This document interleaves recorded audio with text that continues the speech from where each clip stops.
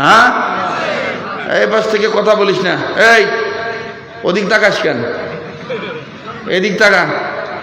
ওদিক কি কথা বলিস কেন? কথা বললে স্ট্যান্ড ফিকে মারবো কিন্তু। এক কারে নাকের বদনা ফাটা ভালো করে দিলাম, বেয়াদবি শিখাই দেবো।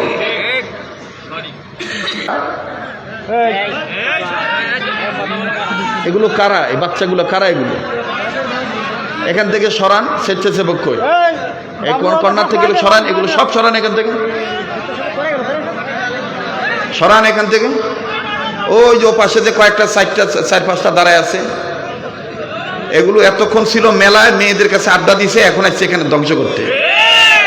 এই বদমাশগুলোকে ধরে খালি জুতা পেটা করা দরকার। এখান থেকে সর, এই ওঠ এখান থেকে, ওঠ, নাহলে কিন্তু আমি যাব, কিন্তু আমি যে কলার ধরে টেনে আনবো কিন্তু। সর এখান থেকে। এই কোনার মধ্যে এখানে কে দাঁড়ায় আছে? এটা কে? এ লুঙ্গিওয়ালা কে? সরেন এখান থেকে, সরেন। এরা সমস্যা করে আর সরকারের বদনাম করে আর মাদ্রাসার বদনাম করে। এগুলি এক ধরনের গ্রুপই থাকে জালসার পরিবেশ নষ্ট করার জন্য। আর কিছু মুনাফিক থাকে বসে, দেখবেন এখনই পাছা বেঁকা করে বসে আছে। যদি ওর বাপের পক্ষে কথা হয় তাহলে বলে ঠিক, আর যদি পক্ষে কথা নয় আস্তে করে উঠে দেয়, বক্তা ভালো না। বক্তা ভালো নাকি আমার কাছে আসিস, তোকে বক্তা গুলে খাওয়ায় তোরে তাবিজ করে দেবো আমি। কথা বলে না, জোরে কথা বলেন।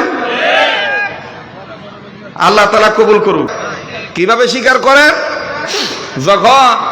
যখন বিপদে পড়েন তখন এমনিই বলেন লা ইলাহা হতি পাপম ইল্লু ইলাহা পরম পদম জন্ম বৈকুণ্ঠময় তজ্জবিনম অপ ইন্নতি নমো নমঃ।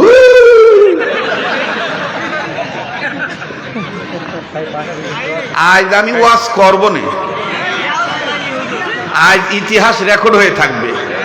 একটা কথা মনে রাখবেন, পুরান চাউল ভাতে পারে। কথা বলে না, জোরে কথা বলেন ঠিক কিনা?